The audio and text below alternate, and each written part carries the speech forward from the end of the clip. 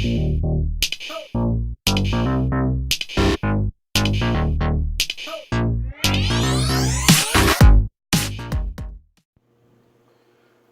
and love, fam. Welcome to the channel. It's your boy Monte. You know who I am. You know what I do. You know how I gets down. We got a deep conversation today. We're talking about jobs. We're talking about having to work for somebody, and we're talking about entrepreneurship. Now, let me state this first. Many individuals who are really behind the entrepreneur push, they tend to think that everybody can be an entrepreneur. Everybody can be an entrepreneur to a certain degree. Not everybody will be able to be a successful entrepreneur, as in designing a big company or even running a small business that they can of themselves. So some people do need jobs, but the stress of having to work for someone else is really detrimental to your mental, emotional, and then ultimately your physical health.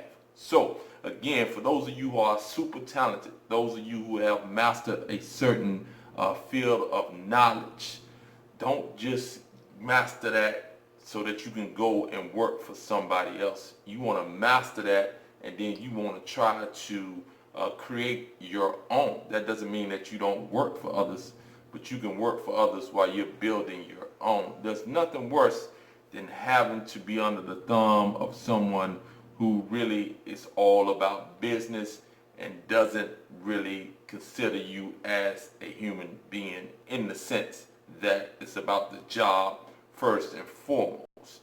It's not about you, not about your emotional, your mental, and your physical well-being. And this happens too often in this society. This was the founding principles of this society, in my opinion. It was, again, wealth over health, and health meaning mental, physical, and emotional.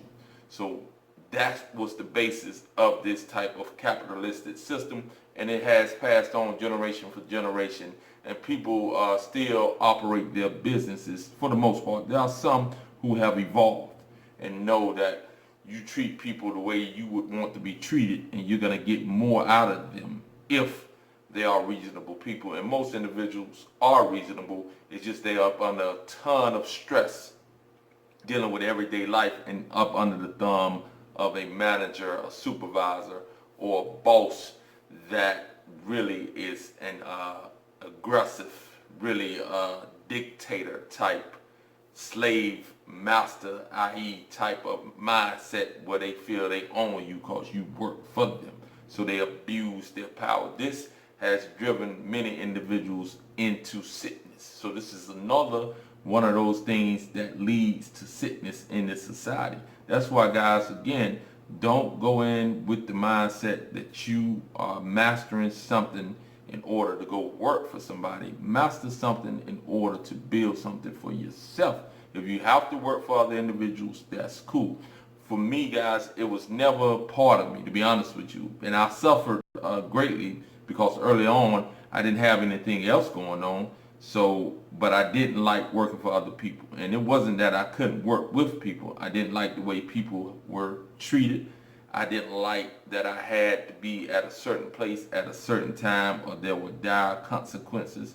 People living under the thumb of the dire consequence that they can't even get sick without worrying about them losing their job, therefore losing everything that their livelihood provides and they need for it to provide.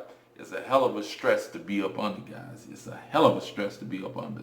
And you want to break free of that if possible.